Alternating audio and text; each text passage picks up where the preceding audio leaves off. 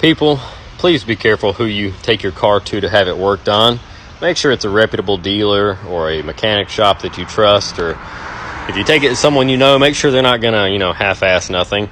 This little 05 Kia Optima is one from our car lot.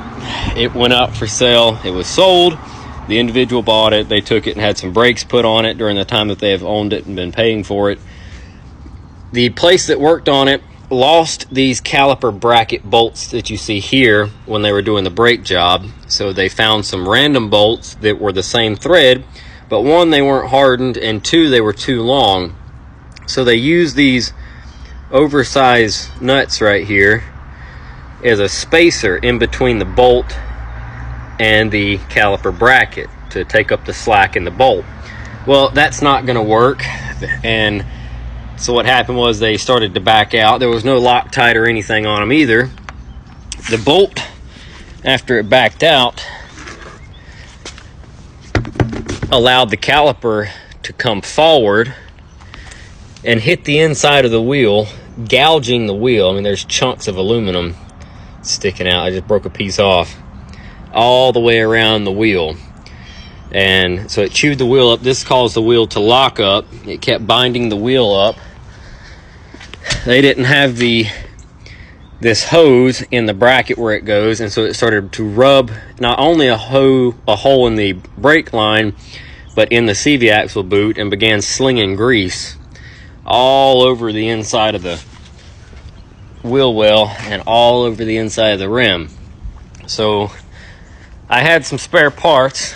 Like I said, Dad's gone to get a new brake line for this car now, and a new axle, because we're going to change that.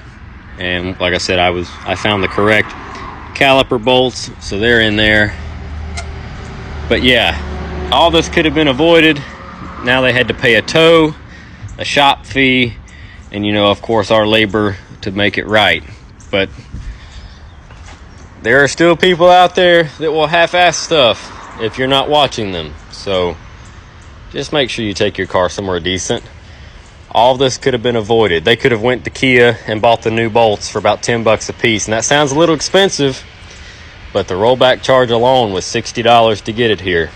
So, and now they've got to pay us. Dad are on our lunch break checking out these cool, awesome old coolers at this thrift store. Open that top part. Come on now.